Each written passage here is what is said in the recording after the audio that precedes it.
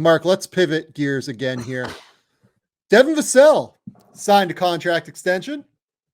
Devin Vassell signed a 5-year, $135 million contract extension with $11 million additional dollars in incentives. That caught some people by surprise. I think that Devin Vassell got that much. My first reaction was good for Devin Vassell. My second reaction was, oh, good for Jaden McDaniels, because I think Jaden McDaniels is probably going to top that number if you made me bet, at least on a per year basis. Third, man, it's interesting that the Spurs are locking in a guy in Vassell for 5 years that I think is a great compliment to Victor Wembanyama as a wing scorer who can do a number of different things with the ball in his hand, from create mid-range pull-ups to knock down shots from distance. It's a good compliment, I think, for Vic. So when you saw this deal, what was your reaction? Yeah, I was, like you said, just kind of stoked for Devin. It feels like a long time coming since he did like the trebuchet shot above his head leading up to the draft that had people in a frenzy, which it was very clearly not his actual shot release. So what a time. But I think I was immediately like, yeah, I think that's a good deal from the Spurs. I think as long as the medicals are clear and you're not worried about anything with respect to any of the injuries he's had prior, then I feel great about it for them. Dirty Dancer in the comments makes a point. It's a ridiculous contract bidding against themselves. I get what you're saying, but also to me, I think this is so much of, by doing this, I think that I don't really like when people bring up the like, oh, well, someone is going to get a career contract and then phone it in. That's not my impression of Devin at all. I also think that that's just pretty rare. People just continue to get better. But it's more like, okay, well, you're automatically showing confidence in him right now. You've seen a lot of growth from him already. And I think by quote unquote bidding against yourself now, you make it so you don't have to bid against people in a couple of years. And I think that's instrumental for this team and where they're headed, especially with like, who knows how Vic is going to continue to grow and what that looks like, how quickly it hits and what his impact continues to be. But like, I think this team could be like a real playoff team a lot sooner than people are maybe expecting. So I think to lock in one of your young players who has just honestly been the most consistent young player that they've had out of the last couple drafts, I mean, it's a no-brainer to me, to be honest. And I think that this is like, I get if people don't watch the Spurs as much right now, I get it, but also for what he's projected to be in a couple of years based on what he's done already, I think it's, I mean, I would do it easily as the Spurs. So just for the record here, no options per Mike Scotto in this deal. Additionally, according to Bobby Marks, this contract is going to be slightly descending / largely just even across the board. Next year is actually the highest paid year of the deal. It's going to be $29.347 million. That's 20% of the cap. When you get to 2027, 28 and 2028, 29, do you know what percentage of the cap Devin Vassell projects to take up? 15%. It's about 15%. That's right. 15 and 15.6% of the cap. This deal really does not hinder them in any way, shape, or form, as long as Devin stays healthy. Devin, missed time last year after getting an arthroscopic procedure on his knee. And as long as the knees hold up, I think that this is a fine deal that makes a lot of sense for everybody involved. Now, they're also going to have Jeremy Sochan at some point, who I still really strongly believe in. I thought had a terrific rookie season and should have been second team all rookie. Did he make that, Mark? I can't remember. Let me look, because I also do not remember. Yeah, he did. Thank God. Okay. That's a good sign.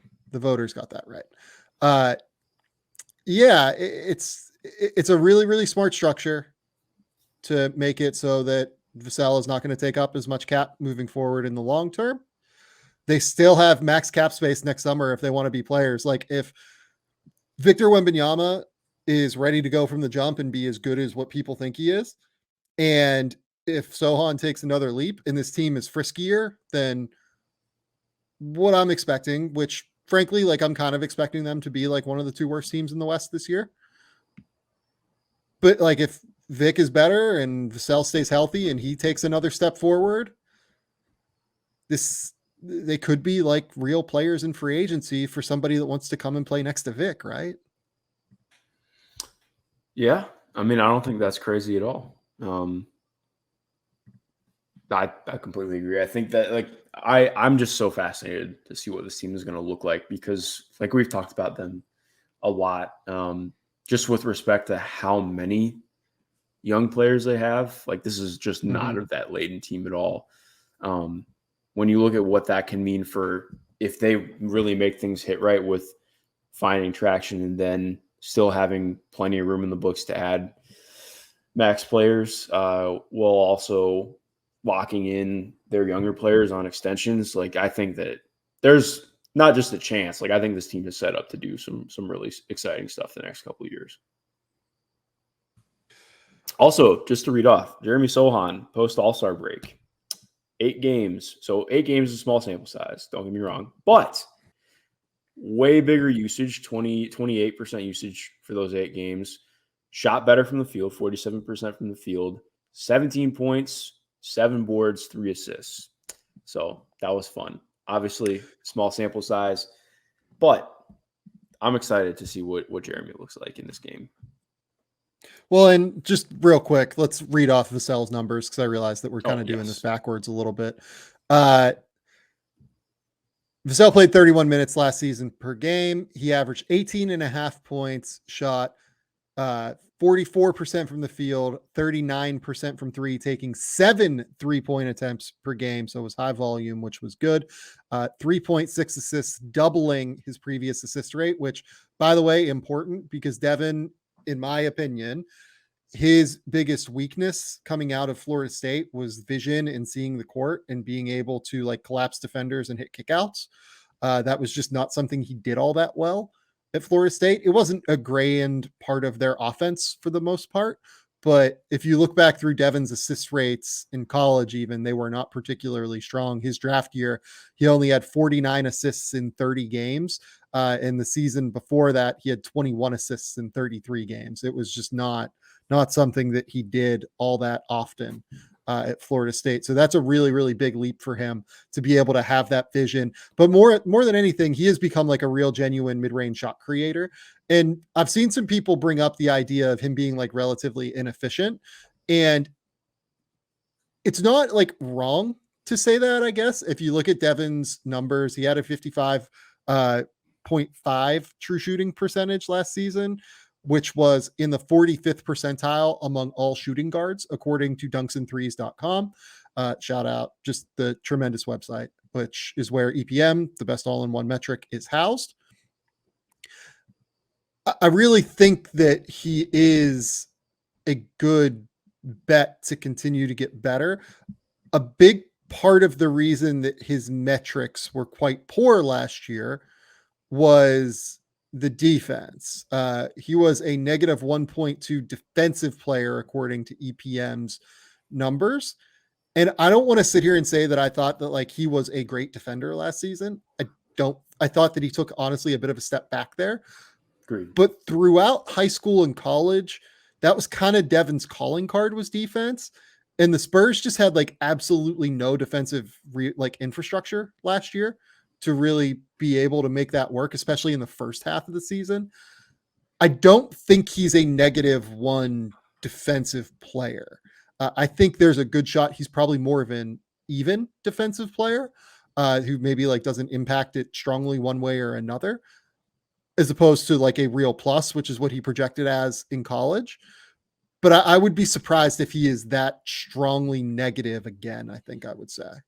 Yeah, I agree. I think with him, it was more so like I think all the defensive playmaking stuff was still there for him last year. It was much more like I just thought the screen navigation and everything that you see from him that is part of what made him such an exciting defensive prospect. Like felt that was just more inconsistent last year, which granted, like he took a step offensively, and that whole team was just pretty blah defensively. Mhm. So like, not to excuse it, but I think that's just pretty common. So I'm not worried about it, because like you said, even his rookie year, I felt he was a positive defender. Same thing with his second year. I think it was just some regression this year. So it'll be important to watch, what that keeps looking like, but it's not something that I look at and I'm like, oh, I'm really worried about that. I think there are things you can Yeah. pinpoint about his game where you're like, I would like to see him get better at defensively. But for the most part, like, I don't really have too many quibbles about it. Yeah, I don't either. Look, like when Vassell was on the court, they gave up 122.1 points per 100 possessions. And when he was off the court, they gave up like 119.9. So the difference is not that vast. It's just that they were a fucking abysmal defensive team last year. Mm-hmm. And that wasn't like one thing. It was a lot of different things, like having Jeremy Sochan, a rookie, take on like the toughest defensive assignments a lot of the time. And I think Jeremy's going to be a great defender, but like watching a rookie take on Luka Doncic is difficult. Like he tries and works, but Luka's going to catch him, right? Mm-hmm. Trey Jones is good, but he's like small on that end. And I think Zach Collins could be like a solid secondary rim protector, but he's not like the guy you want to have.